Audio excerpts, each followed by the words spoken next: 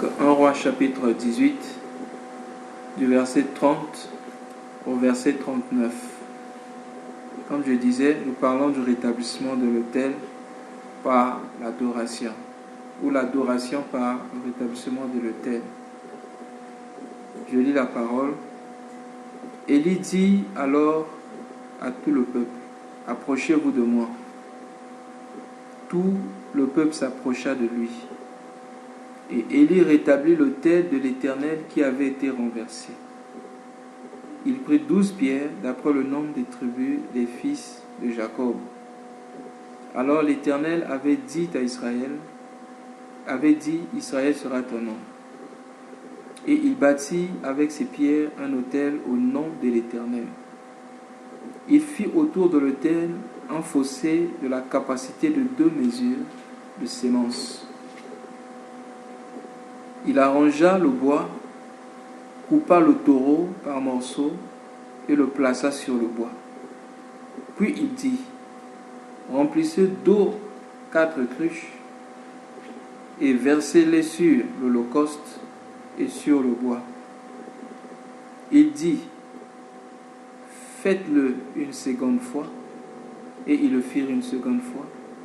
Il dit, faites-le une troisième fois, et ils le firent une troisième fois. L'eau coula autour de l'autel, et l'on remplit aussi d'eau le fossé. Au moment de la présentation de l'offrande, Élie le prophète s'avança et dit, Éternel, Dieu d'Abraham, d'Isaac et d'Israël, que l'on sache aujourd'hui que tu es Dieu en Israël, que je suis ton serviteur et que j'ai fait toutes ces choses par ta parole. Réponds-moi, Éternel, réponds-moi, afin que ce peuple reconnaisse que c'est toi, Éternel, qui es Dieu, et que c'est toi qui ramènes leur cœur. Et le feu de l'Éternel tomba, et il consuma l'holocauste, le bois, les pierres et la terre, et il absorba l'eau qui était dans le fossé. Quand tout le peuple vit cela, ils tombèrent sur leur visage et dirent, c'est l'Éternel qui est Dieu, c'est l'Éternel qui est Dieu. Parole du Seigneur, Amen. Bien-aimé, la Bible dit, alors tout le peuple s'approcha d'Élie.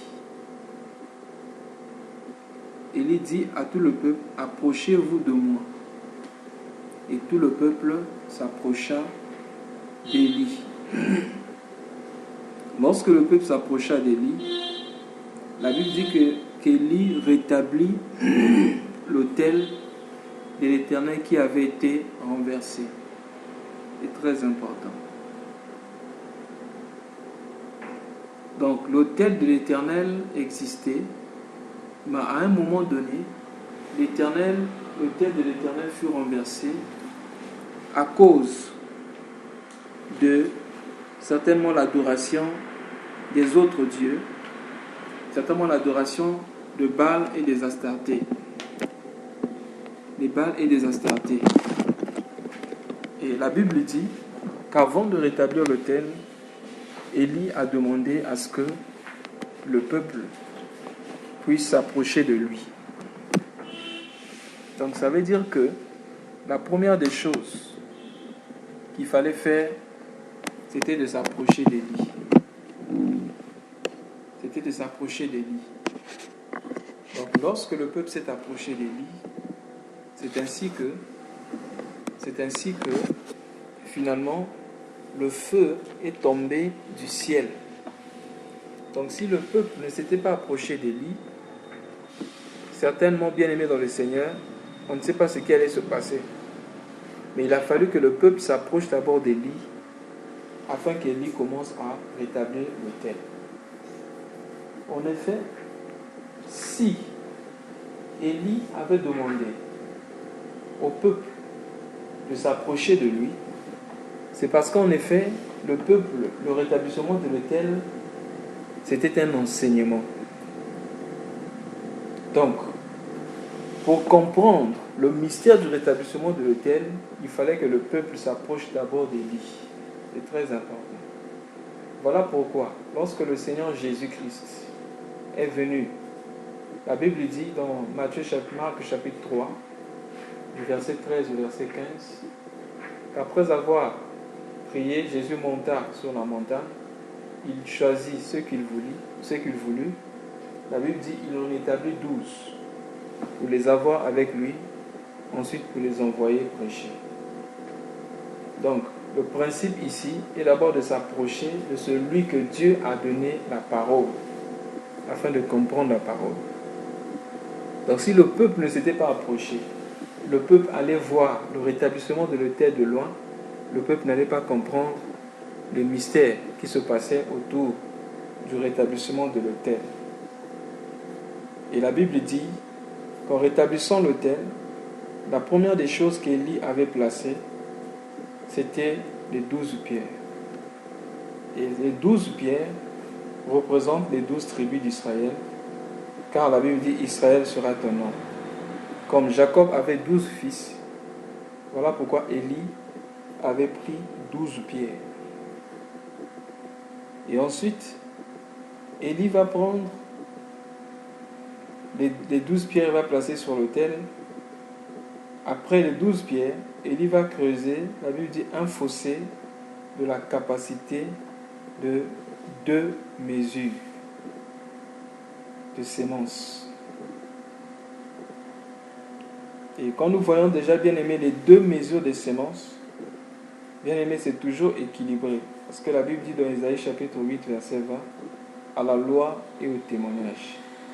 Si on ne parle pas ainsi, le peuple ne sera pas éclairé. Donc les 2 mesures de semences, bien aimées dans le Seigneur, expliquent aussi le temps de grâce que nous sommes en train de connaître. Mais la Bible dit, la loi est venue par Moïse, la grâce et la vérité sont venues par Jésus-Christ. Donc les 2 mesures de semences, c'était, bien aimé, la grâce et la vérité. Les deux doivent aller ensemble. Pas seulement la grâce, mais la grâce et la vérité. C'est dans Jean chapitre 1, verset 17. La Bible dit, la grâce et la vérité sont venues par Jésus-Christ. Ensuite, il arrangea le bois. Il coupa le taureau par morceaux et le plaça sur le bois. Puis il dit, remplissez d'eau 4 cruches et versez-les sur l'holocauste. Versez-les sur l'holocauste et sur le bois. Et la Bible dit, il dit, faites-le une seconde fois, et il en fit une seconde fois. Et il dit, faites-le une troisième fois, il en fit une troisième fois. Bien aimé, nous remarquons ici que l'autel était composé d'abord de 12 pierres. Ensuite, il y avait le bois. Ensuite, il y avait le taureau. Mais il y avait aussi de l'eau. On remarque ici qu'il fallait prendre une cruche. La Bible dit, on a pris plutôt 4 cruches. Quand on a pris les 4 cruches, on a demandé de puiser ou de renverser l'eau à 3 reprises. Cela signifie que 3 fois 4, c'est égal à 12. Donc, on suppose que chaque pierre devait recevoir l'eau sur elle. Donc, il n'y avait pas, bien aimé, un tour pour 2 pierres, mais chaque pierre devait recevoir, bien aimé, une cruche d'eau sur elle. Aucun chrétien ne peut se faire baptiser pour une autre personne. Chacun de nous, bien aimé, doit recevoir le baptême.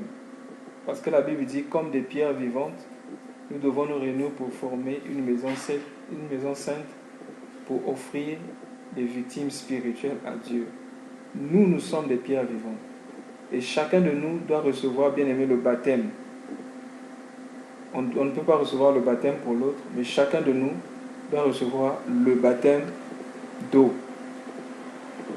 On a demandé qu'on le fasse à 3 reprises, comme je disais, pour que les 12 cruches, plutôt les 12 pierres, soient arrosées de l'eau. Alors nous comprenons par là que lorsque Élie était en train, bien aimé, d'arranger l'autel, c'était là tout un acte d'adoration. Donc l'adoration consiste, bien aimé, au rétablissement de l'autel. Pour que l'adoration soit efficace, et il faut bien aimer le rétablissement de l'autel.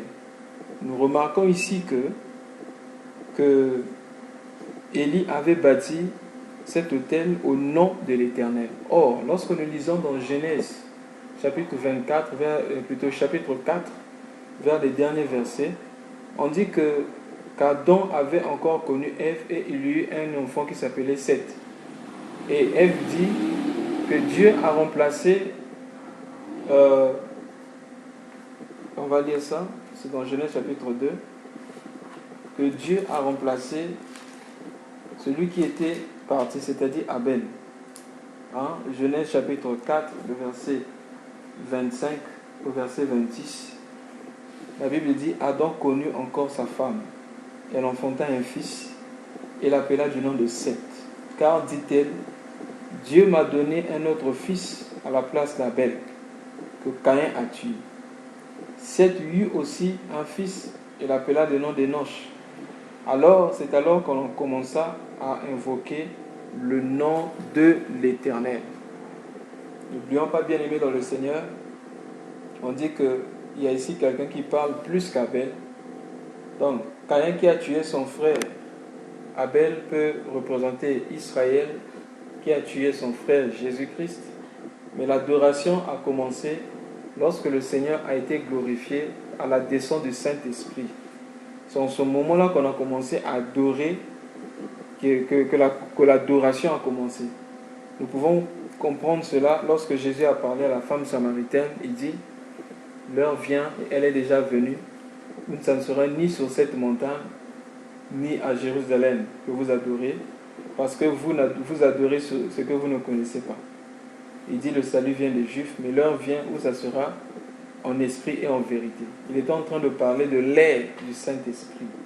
Il est en train de parler de la dispensation bien-aimée du Saint-Esprit. La véritable adoration bien-aimée a commencé lorsque le Saint-Esprit est descendu. Parce que bien-aimé, au temps de Christ, le temple était physique. Parce que lui, c'est le temple de Dieu. Il marchait sur terre. Mais lorsqu'il est rentré, bien-aimé, dans le temple, il a commencé à chasser les vendeurs. Parce que, bien-aimé, c'est lui-même qui était le temple de Dieu. Pour dire à ces gens, c'est moi qui suis le temple de Dieu. Ainsi, il va dire que vous avez fait de la maison de mon père une caverne de voleurs, alors que ma maison devait être appelée la maison de la prière. Ah oui, la maison de la prière, c'est Jésus-Christ. Voilà pourquoi il a dit, tout ce que vous demanderez en mon nom, je le ferai. Cela part déjà de la maison construite par Salomon, lorsqu'il dit que si quelqu'un vient s'agenouiller dans cette maison-là, quel que soit le péché qu'il aurait fait, pardonne-lui. En fait, il parlait de Jésus-Christ, parce que nous avons été sanctifiés en Jésus-Christ. C'est pourquoi lorsque nous venons avec nos péchés en Jésus-Christ, nous demandons que le Seigneur nous pardonne. En Jésus-Christ, nous recevons le pardon. Donc, bien-aimés dans le Seigneur, étant sur la terre, c'est lui qui était le temple de Dieu, c'est-à-dire que Dieu avait porté un corps. C'est pourquoi la Bible dit dans Éphésiens chapitre 4, il y a un seul Dieu qui est au-dessus de tous, c'est-à-dire le Père, qui est parmi tous, c'est-à-dire le Fils, et qui est en tous, c'est-à-dire le Saint-Esprit. Mais l'adoration bien-aimée a commencé lorsque le Saint-Esprit est descendu. C'est-à-dire que c'est à ce niveau-là que le temple était devenu bougeable, c'est-à-dire que le temple pouvait bouger. C'est en ce moment-là que bien-aimé l'adoration a commencé. Mais Élie ici nous montre le principe bien-aimé pour l'adoration. Sans le rétablissement de l'autel bien-aimé, on ne peut pas adorer le Seigneur. On peut penser adorer, mais pour que l'adoration soit parfaite, bien-aimé, il faut que le feu descende. Mais pour que le feu descende, bien-aimé, il a fallu certaines conditions. La première condition, il a fallu qu'on place les 12 pierres. Les 12 pierres parlent, bien-aimé, également des 12. 12, c'est le chiffre du gouvernement, c'est le fondement. La Bible dit que nous avons été édifiés par le fondement des apôtres et des prophètes. Sans l'enseignement des apôtres, bien-aimés, nous ne pourrons jamais connaître la véritable adoration. La véritable adoration, bien-aimé, commence, bien-aimé, par l'enseignement. C'est très important. Nous voyons ici, la même chose se passait avec Abraham. Lorsqu'Abraham était éprouvé par le Seigneur, dans Genèse chapitre 22. Nous allons prendre Genèse chapitre 22, à partir du verset 1. On peut lire ça jusqu'au verset... à partir du verset 1 jusqu'au verset... On peut prendre jusqu'au verset 7. Bon, jusqu'au verset 8. Hein. Genèse chapitre 22, du verset 1 jusqu'au verset 8. Voici ce que la Bible dit. Après ces choses, Dieu mit à l'épreuve Abraham et lui dit, Abraham. Il répondit, me voici. Dieu dit, prends ton fils, ton unique, celui que tu aimes, Isaac, va-t'en au pays de Morija et là offre-le en sacrifice, en holocauste, sur l'une des montagnes que je te dirai. Abraham se leva le bon matin, sella son âne et prit avec lui 2 serviteurs et son fils Isaac. Il fondit du bois pour l'holocauste et partit pour aller au lieu que Dieu lui avait dit. Le 3e jour, Abraham leva les yeux, vit de loin, et Abraham dit à ses serviteurs, restez ici avec l'âne. Moi et le jeune homme, nous irons jusque-là pour adorer, et nous reviendrons auprès de vous. Abraham prit le bois pour l'holocauste, il chargea sur son fils Isaac et porta dans sa main le feu et le couteau. Et ils marchèrent tous deux ensemble. Alors Isaac, parlant à Abraham, son père, dit, mon père, répondit, me voici mon fils. Isaac reprit, voici le feu et le bois, mais où est l'agneau pour l'holocauste? Abraham répondit, mon fils, Dieu se pourvoira lui-même de l'agneau pour l'holocauste. Et ils marchèrent tous deux ensemble. Bien-aimés, les mêmes principes de base posés par, ou encore le fondement posé par Élie, nous pouvons le voir encore ici. La Bible dit qu'Abraham était sorti très tôt le matin parce qu'il avait entendu la voix de Dieu. Bien-aimés, c'est comme ça que nous devons nous comporter. Lorsque Dieu nous demande de faire quelque chose, nous devons être prompts à le faire. Abraham s'est levé très tôt le matin. C'est ce que Dieu lui avait parlé le soir pour dire, prends ton fils et donne-le, offre-le en holocauste. Mais Abraham s'est levé très tôt le matin parce qu'il avait entendu la voix de Dieu. Nous devons faire ça. Et la Bible dit là, Abraham sella son âne et prit avec lui 2 serviteurs et son fils Isaac. Ah, quand je vois 2 serviteurs ici et l'âne, cela me rappelle le Seigneur Jésus-Christ. La Bible dit, étant arrivé à Bethphagée vers la montagne des Oliviers, le Seigneur Jésus envoya 2 de ses disciples pour chercher l'âne qui était attaché dans le village. Donc il envoya ses 2 serviteurs ici chercher l'âne parce qu'il devait faire son entrée à Jérusalem montant sur l'âne. Parce qu'Ésaïe avait déjà prophétisé en ces termes, en disant voici le Seigneur qui est monté sur l'âne, qui rentre en vainqueur, qui rentre à Jérusalem. Voilà pourquoi Abraham, ici qui est le père, il a pris 2 serviteurs et le fils.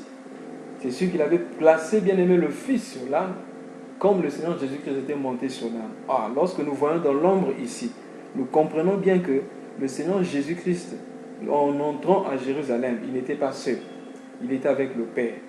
Voilà pourquoi les enfants criaient Hosanna, Hosanna à celui qui vient au nom du Seigneur. Hosanna, Hosanna. Parce qu'ils savaient que le Père était là avec lui. C'était même lui-même le Père qui rentrait à Jérusalem. Donc comme les disciples étaient à 2, c'est les disciples qui avaient pris l'âne. Mais nous remarquons ici, lorsque Abraham a vu la montagne, qu'est-ce qu'Abraham va dire à ses disciples? Restez ici, moi et l'enfant, nous partons adorer. Sur la montagne, Abraham n'a pas chanté des chansons, mais les gestes qu'il faisait, bien aimé, le rétablissement de l'autel. Abraham sur la montagne là-bas était en train de placer l'autel. C'était ça, bien-aimé, l'adoration. Donc le rétablissement de l'autel, bien-aimé, c'est ça la véritable adoration. Nous allons comprendre. Donc Abraham ici a laissé ses serviteurs, comme les disciples aussi qui avaient emmené l'âne, quand Jésus est monté sur la croix, il était seul. Les disciples n'étaient pas avec Jésus sur la croix. Parce que dans le lieu d'adoration, bien-aimé, c'est entre le Père et le Fils. Là-bas, les serviteurs n'entrent pas. C'est seulement entre le Père et le Fils. C'est comme ça l'adoration. Et si nous voulons aussi, bien-aimé, vivre l'adoration, ce n'est pas lorsque nous sommes avec les frères. Avec les frères, on peut expérimenter la louange. Mais l'adoration, bien-aimé, c'est lorsque nous sommes seuls avec Dieu. C'est lorsque nous sommes, bien-aimés, seuls avec Dieu. C'est là que nous pouvons, bien-aimés, vivre l'adoration. Nous allons comprendre cela. Et Abraham est parti sur la montagne. La Bible dit qu'Abraham a pris le bois. Et lui, là-bas aussi, avait pris le bois. Il chargea sur son fils. Parce que le fils avait aussi pris le bois pour monter à Golgotha. Voilà pourquoi. Lorsque on donnait la croix à Jésus-Christ bien-aimé, on ne doit pas penser que ce sont les Romains qui lui donnaient la croix. La croix de Jésus-Christ bien-aimé, c'est Dieu lui-même qui lui donnait la croix. Et Isaïe chapitre 53, Isaïe chapitre 53 nous parle de ça. La Bible dit, il a plu à l'Éternel de le... Isaïe chapitre 53, on peut lire le verset par exemple 10, j'aime beaucoup ça. Le Seigneur Jésus a dit, c'est pas les hommes qui m'ôtent la vie, mais moi-même je donne la vie. Isaïe chapitre 53, verset 10, la Bible dit, il a plu à l'Éternel de le briser par la souffrance, après avoir livré sa vie en sacrifice pour le péché. Il verra une postérité et prolongera ses jours. L'œuvre de l'Éternel prospérera entre ses mains. Donc lorsque le Seigneur Jésus est monté à la croix, ce n'est pas les hommes, ce n'est pas les Romains, ce n'est même pas les pharisiens, ni le grand prêtre qui ont mené Jésus à la croix, mais c'est le Père lui-même qui emmenait le Seigneur Jésus à la croix. C'est pourquoi, bien-aimés dans le Seigneur, si le Seigneur permet aussi que nous passions par, bien-aimés, que nous connaissions la croix dans notre vie, quelques souffrances, bien-aimés, nous devons simplement nous rassurer que le Seigneur est avec nous, car il ne va pas nous laisser. C'est pourquoi acceptons, bien-aimés, de porter notre croix tous les jours. Donc, il y a... là-bas, nous voyons déjà le bois. Et on dit qu'ici, Abraham va prendre aussi le feu. Il a pris le feu et il a pris le couteau. Ils ont marché ensemble. Mais finalement, Abraham avait arrangé certainement l'autel. Et le fils va demander à Abraham, quand ils sont arrivés à l'endroit, on va aller jusqu'au verset 9. Au verset 9, ça veut dire, lorsqu'il fut arrivé au lieu que Dieu lui avait dit, Abraham y éleva un autel et arrangea le bois. Il lia son fils Isaac et le mit sur l'autel. Abraham, c'est sûr qu'il avait fait l'autel avec des pierres. Ce n'est pas révélé ici. Il a pris par-dessus le bois. La Bible dit, quand Abraham a étendu la main et pris le couteau pour égorger son fils, alors l'ange de l'Éternel l'appela des cieux et dit, Abraham, Abraham. Il répondit, me voici. L'ange lui dit, n'avance pas ta main. Donc nous voyons ici, bien aimé, le principe de l'adoration consistait à ces choses qu'Élie nous révèle là-bas. Pour que l'adoration soit parfaite, il faut la présence des pierres, c'est-à-dire l'enseignement. 2, il faut la présence du bois, c'est-à-dire l'enseignement doit nous conduire à donner notre vie au Seigneur, c'est-à-dire à accepter la croix, parce que en acceptant le Seigneur, nous acceptons de mourir avec lui et de ressusciter avec lui. Ça, c'est maintenant le troisième pas qui consiste, bien aimé, par le baptême. Notre croyance spirituelle, notre croyance du cœur doit s'exprimer par l'extérieur, par le baptême. Voilà pourquoi, lorsque le Seigneur Jésus est parti, c'est Jean-Baptiste, pour se faire baptiser. Quand Jean ne voulait pas le baptiser, il dit, laissons faire ce qui est juste. Parce que le Seigneur Jésus était en train de poser, bien aimé, le fondement pour nous montrer ce que nous devons faire dans la suite. Donc, celui qui a cru à l'évangile, celui qui a reçu les 12 fondements, celui qui a reçu le message des apôtres, il doit accepter la croix. Et cette croix-là, c'est ce qui se passe dans le cœur.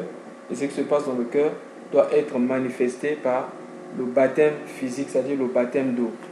Ainsi le Seigneur Jésus a dit dans Marc chapitre 16, allez partout, à partir du verset 15 à 16, allez partout dans le monde et allez partout, prêchez l'évangile, guérissez les malades, etc. Annoncez l'évangile, celui qui croira sera baptisé et sauvé. Donc la croyance dans le cœur va nous conduire, bien aimé, au baptême d'eau.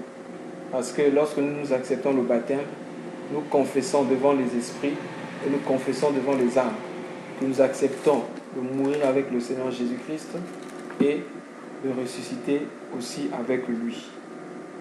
Donc, c'est ce qui concerne, c'est ça le fondement bien aimé de la véritable adoration. Voilà pourquoi l'apôtre Paul, parlant aussi du culte, il dit dans Romains chapitre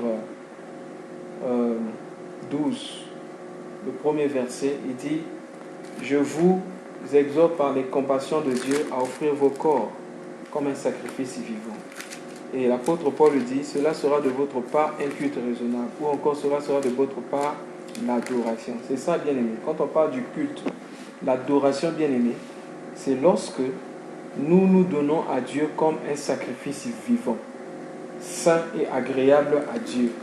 Et nous voyons encore le même principe de l'adoration se passer lors du baptême de Jésus-Christ.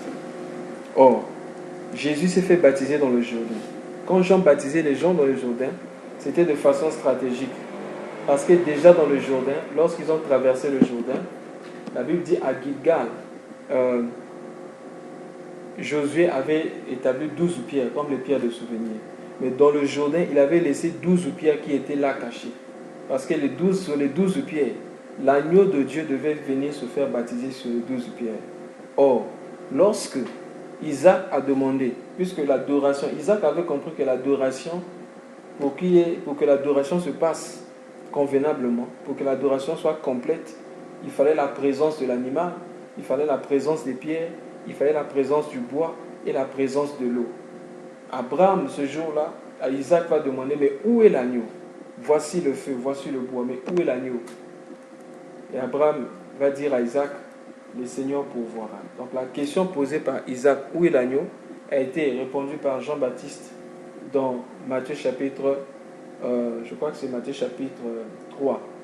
Lorsqu'il a vu Jésus venir, c'est dans Jean chapitre 1, lorsqu'il a vu le Seigneur Jésus venir, il dit, voici l'agneau de Dieu qui ôte le péché dans le monde.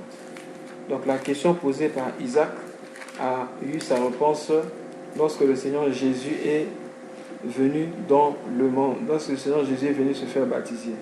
C'est dans Jean chapitre 1, le verset 29. Et le lendemain, il vit Jésus venir à lui et il dit, voici l'agneau de Dieu qui ôte le péché du monde. Pourquoi il devait se faire baptiser dans le Jourdain, comme je disais? Parce que dans le Jourdain, il y avait les 12 pierres qui étaient là.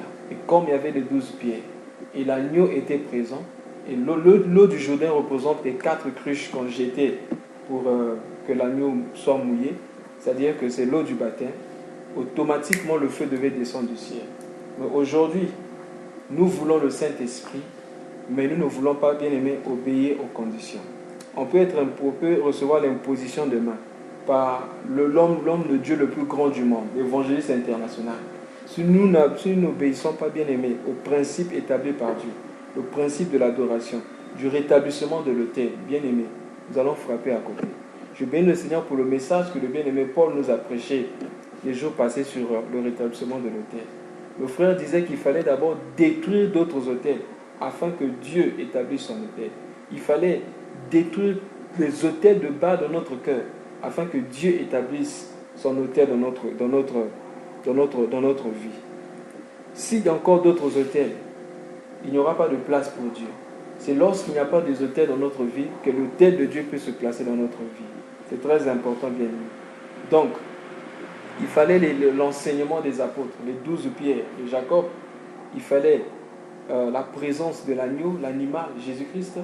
Il fallait la présence de l'eau du baptême. Ainsi, maintenant, bien-aimé dans le Seigneur, l'Esprit est descendu sur lui sous la forme, bien-aimé, d'une colombe. C'est ça, bien-aimé, l'adoration. La Bible dit, ne vous enivrez pas de vin, mais soyez remplis du Saint-Esprit. Mais la condition, bien-aimé, pour l'Esprit, bien-aimé, il faut la présence, bien aimé, de ces trois choses. S'il n'y a pas la croix, s'il n'y a pas le bois, le feu va s'éteindre, il n'y aura pas l'esprit. L'esprit est attaché, bien aimé, à la croix. Ainsi, la Bible dit dans Proverbe chapitre 26, faute de bois, le feu s'éteint. C'est lorsqu'il y a le bois, bien aimé, que le feu va rester allumé. Je suis dans Proverbe chapitre 26, le verset 20. Faute de bois, le feu s'éteint. Et quand il n'y a point de rapporteur, les querelles s'apaisent. C'est très important. Faute de bois, bien aimé, le feu va s'éteindre. C'est pourquoi le Seigneur Jésus a dit que nous devons porter nos fardeaux, bien aimés, tous les jours. Donc si nous voulons, bien aimé, être rompus du Saint-Esprit tous les jours, nous devons crucifier la chair tous les jours. Nous devons porter la croix tous les jours de notre vie. Et c'est ça, bien aimé, la véritable adoration. Même si nous ne savons pas chanter, même si on n'a pas une belle voix, notre adoration sera reçue de près de Dieu. C'est ce que l'apôtre Paul a dit. À offrir, que nous devons offrir nos corps comme un sacrifice vivant. C'est-à-dire les membres de notre corps, notre bouche comme un sacrifice vivant. Quand on dit d'offrir son corps comme un sacrifice vivant, c'est que nous devenons bien aimés. Nous devenons bien aimés. Des sacrifices qu'on vient déposer, bien aimés, sur l'autel de Dieu. Le Seigneur Jésus, bien aimé, a inauguré, bien aimé, le véritable tabernacle. Dans le tabernacle terrestre, l'homme rentrait avec le sang étranger. Mais dans le tabernacle céleste, le Seigneur Jésus est rentré avec le sang lui-même. Lui-même, il était le tabernacle. Lui-même, il était le sacrificateur. Il est rentré aussi avec son propre sang. C'est comme ça aussi, bien aimé, dans le Seigneur. Lorsque nous venons à Dieu, nous sommes le temple de Dieu. Parce que Dieu vit en nous. Et nous venons, bien aimé, pas avec le sang étranger de l'animal, mais nous venons avec notre propre vie. Mais cette fois-ci, nous offrons à Dieu nos membres. C'est-à-dire, nos pieds doivent aller dans les lieux qui doivent glorifier Dieu. Nos bouches doivent dire des choses qui doivent glorifier Dieu. Nos yeux doivent voir des choses qui doivent glorifier Dieu. Dans tout ce que nous faisons, nous le faisons, bien aimé, pour la gloire de Dieu. C'est ça, offrir nos corps comme un sacrifice vivant. Ainsi, l'apôtre Paul écrit aux Romains, il dit, autrefois vous utilisez vos membres pour l'iniquité. Maintenant, utilisez vos membres comme des membres au service de la justice. C'est ça, bien aimé. La Bible dit, celui qui est en Christ est devenu une nouvelle créature. Les choses anciennes sont passées, mais toutes choses sont devenues nouvelles en Christ. C'est très important, bien aimé. C'est ça la véritable adoration. Et c'est ça le rétablissement de l'autel. Peut-être que notre autel a été gâté à cause des films que nous suivons, à cause des relations, à cause des gens qui sont autour de nous. Mais il n'est pas trop tard. La Bible dit, revenez à moi et je reviendrai à vous. Faisons comme l'apôtre Paul nous conseille. Offrons simplement à Dieu nos corps. Disons à Dieu, je te donne mon corps, ma vie telle que je suis. Alors toi, conduis-moi. Dieu nous donnera la force afin de vivre la vie de Dieu. C'est très important. Nous voyons ici, bien aimé, ce principe être appliqué. Donc, si nous cherchons le Saint-Esprit, sans la parole de Dieu, bien aimé, il nous sera difficile. On risque de recevoir un autre esprit. Et c'est l'esprit que reçoivent plusieurs personnes aujourd'hui dans les églises, où on veut un Saint-Esprit facile. Un Saint-Esprit en échange avec de l'argent. Donnez de l'argent, je vais vous imposer les mains, vous allez recevoir l'onction qui est sur ma vie. Bien aimé dans le Seigneur. La Bible dit dans le jour de la Pentecôte, ils étaient tous rassemblés. Quand le Saint-Esprit est descendu, bien aimé, il y avait le feu sur chaque tête. Il n'y avait pas, bien aimé, un homme qui devait donner son feu à une autre personne. Mais il y avait le feu, bien aimé, sur chaque tête. C'est très important. Personne, bien aimé, ne va partager l'esprit à l'autre. Non, bien aimé. Même quand les apôtres ont imposé les mains, afin que les gens reçoivent l'esprit, l'esprit ne venait pas des apôtres, mais l'esprit venait du Seigneur. N'oublions jamais. Jean-Baptiste a dit, moi je vous baptise d'eau pour vous emmener à la repentance. Mais il y a quelqu'un qui vient après moi. Lui, vous baptisera du Saint-Esprit. Il n'y a que le Seigneur Jésus qui peut baptiser du Saint-Esprit. Pas un homme. Les hommes peuvent nous aider à recevoir le Saint-Esprit. Mais les hommes ne pourront jamais, bien aimé, nous donner le Saint-Esprit. Donc, bien aimé, toutes ces choses qui se passent, ces manipulations financières qui se passent dans les églises, on doit faire très attention. Aujourd'hui, il y a des vendeurs d'onction, des vendeurs du Saint-Esprit. Donnez l'argent, on va vous imposer les mains. Ça, c'est la simonie. Vous savez ce qui s'est passé avec Simon le magicien. Quand il a vu l'apôtre Pierre et l'autre imposer les mains aux gens recevaient l'esprit. Ils ont dit à Pierre, je vais vous donner de l'argent, homme, frère. Comme ça, moi aussi, quand je vais imposer les mains aux gens, ils vont recevoir le Saint-Esprit. Paul lui dit, tu crois qu'on peut recevoir la chose de Dieu en échange avec l'argent? Je vois que tu as tes deux pieds dans l'iniquité. Bien aimé, faisons très attention. La manipulation aujourd'hui dans les églises. Le Saint-Esprit qu'on vend aujourd'hui dans les églises, ce n'est pas l'Esprit de Dieu, c'est un autre esprit. Je crois que l'apôtre Paul a parlé de ça dans 2 Corinthiens chapitre 11. Il dit, si on vient à vous annoncer un autre évangile, vous le recevez bien. Et vous allez recevoir aussi un autre esprit. C'est pourquoi, bien aimés, faisons très attention. Ne mettons pas foi en tout esprit, mais examinons les esprits pour savoir s'ils sont de Dieu. Car la Bible dit dans Éphésiens chapitre 1 que vous, de même, après avoir écouté la parole vraie, vous avez été scellés du Saint-Esprit. Hein? Éphésiens chapitre 1, le verset 13. Éphésiens 1, verset 13. Si un frère est là pour nous lire le passage, s'il vous plaît.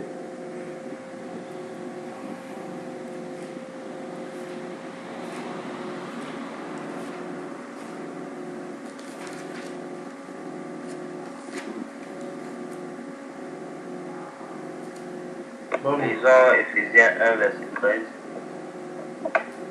En lui, vous aussi, après avoir entendu la parole de la vérité, l'évangile de votre salut, en lui vous avez cru et vous avez été scellés du Saint-Esprit qui avait été promis.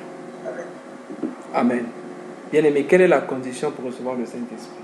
Il faut d'abord recevoir la parole de la vérité. Donc si nous recevons une parole qui n'est pas la parole de la vérité, on va recevoir peut-être un esprit, mais ce sera un autre esprit. Car la Bible dit, le Seigneur Jésus-Christ est venu avec la grâce et la vérité. C'est très important. C'est après avoir reçu la parole, c'est cette parole-là qui est le Saint-Esprit en nous. C'est cette parole-là qui va nous faire recevoir l'Esprit de Dieu. C'est très important. Donc, bien aimé, ce n'est pas par des tactiques humaines, ce n'est pas par l'argent qu'on peut recevoir l'Esprit, mais c'est Dieu, c'est Jésus-Christ qui nous donne le Saint-Esprit. Mais nous voyons aujourd'hui les cas des personnes qui ne veulent pas de la parole, mais qui veulent simplement le Saint-Esprit. Et le livre de Néhémie nous parle de ça. Hein, des pierres qui ne sont pas vivantes. Hein, si un frère peut prendre Néhémie chapitre 4, Néhémie, le livre de Néhémie, chapitre 4, et il va lire le verset 4, du verset 1 au verset 2. Néhémie chapitre 4, du verset 1 au verset 2.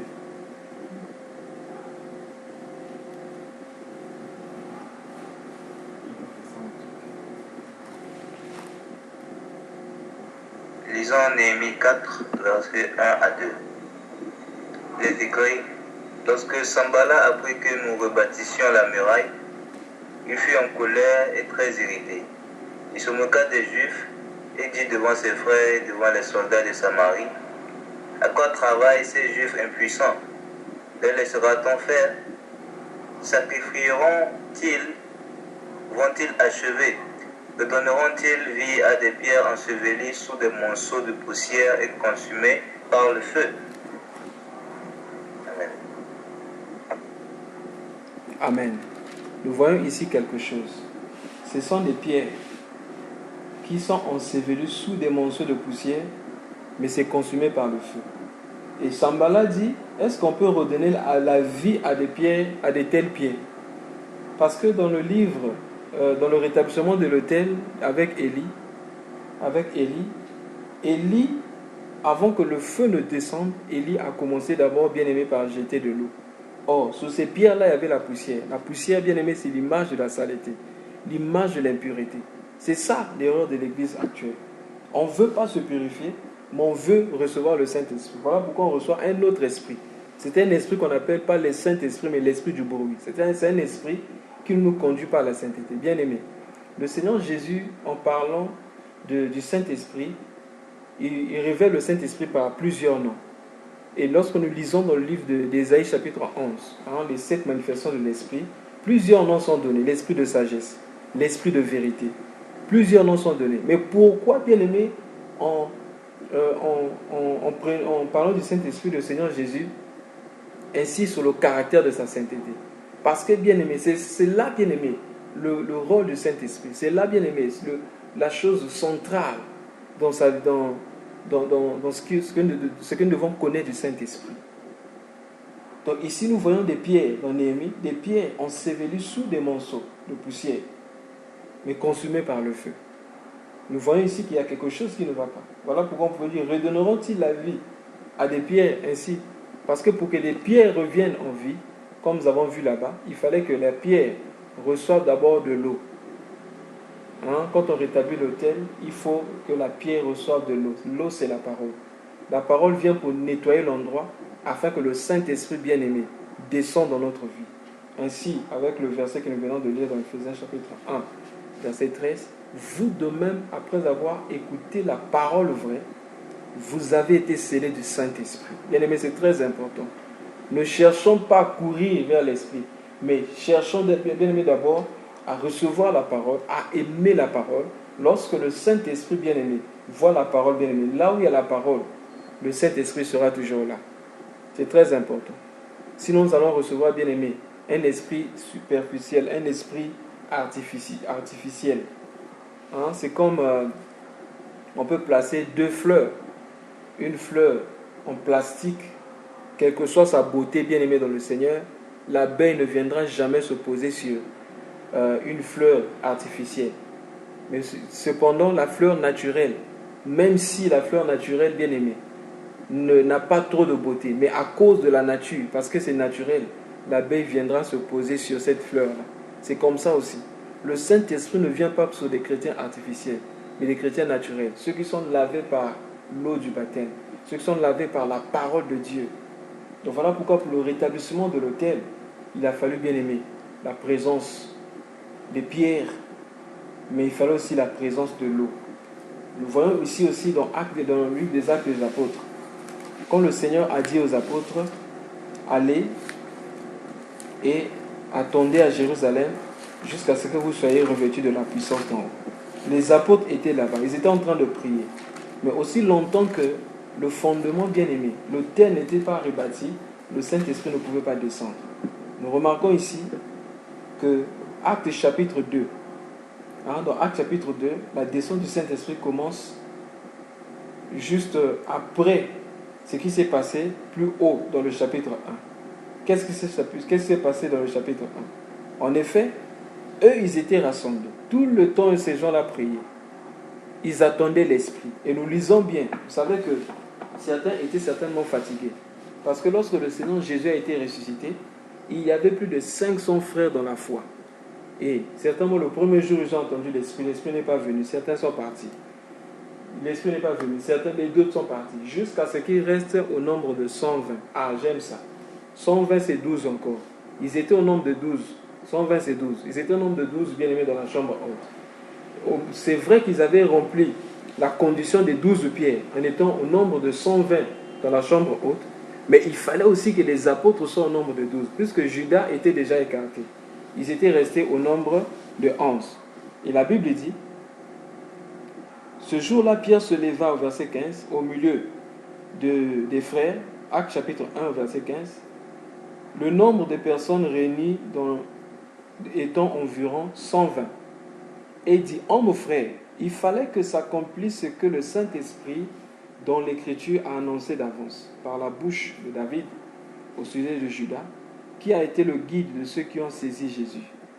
Ils étaient comptés parmi nous et ils avaient part au même ministère. Cet homme ayant acquis un champ avec le salaire du crime est tombé et s'est rompu par le milieu du corps. Et toutes ses entrailles s'est répandues. La chose a été si connue de tous les habitants de Jérusalem que ce champ a été appelé dans leur langue Akeldama, c'est-à-dire le champ du sang.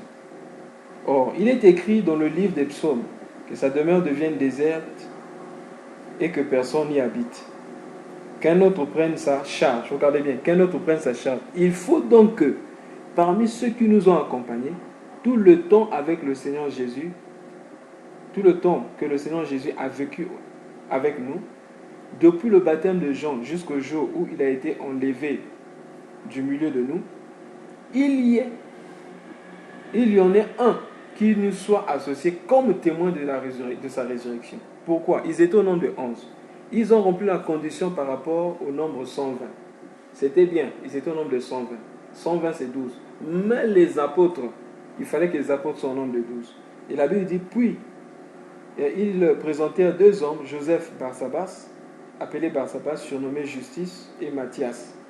Puis ils firent cette prière, Seigneur, toi qui connais les cœurs de tous, désigne lequel de ces deux tu as choisi, afin qu'il y ait part à ce ministère et à cet apostolat que Judas a abandonné pour aller en son lieu.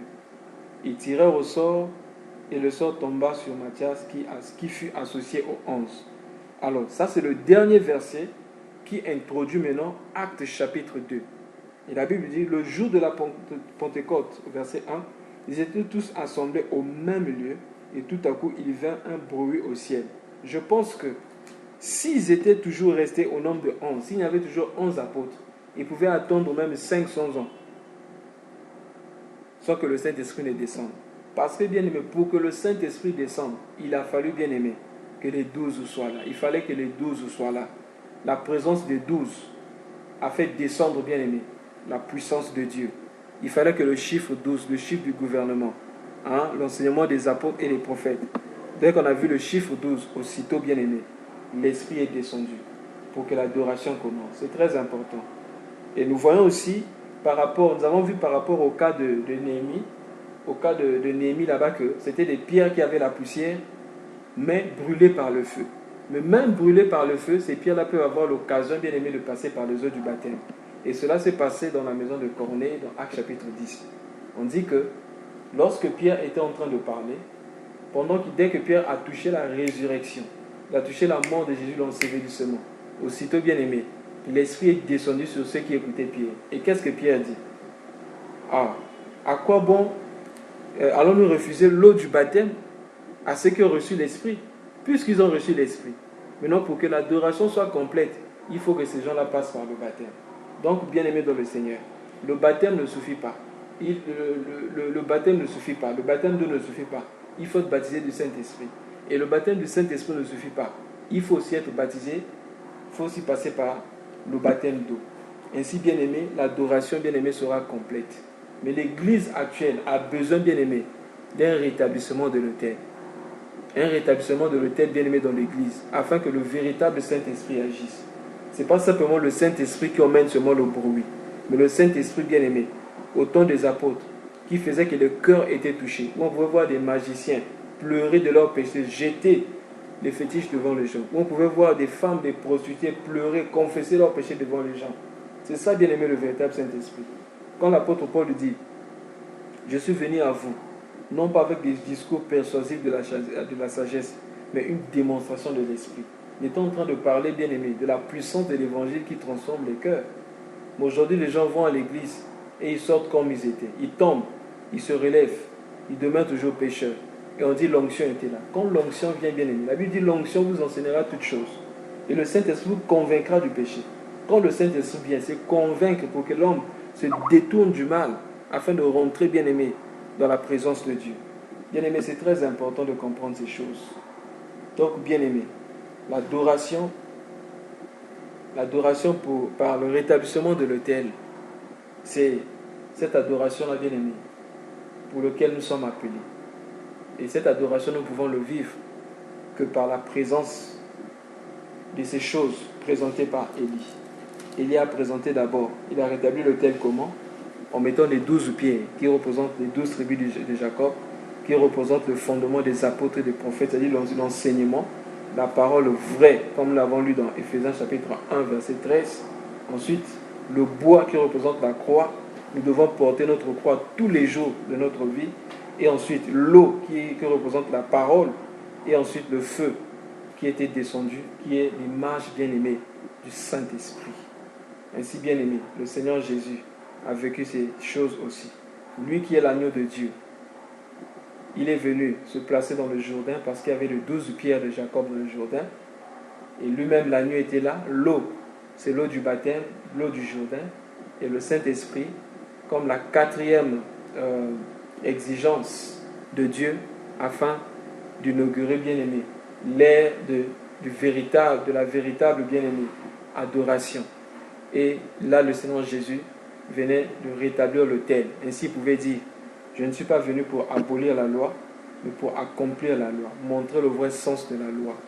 Que le Seigneur nous bénisse et nous aide à expérimenter le rétablissement de l'autel et à vivre l'adoration tous les jours. Que Dieu vous bénisse. Amen.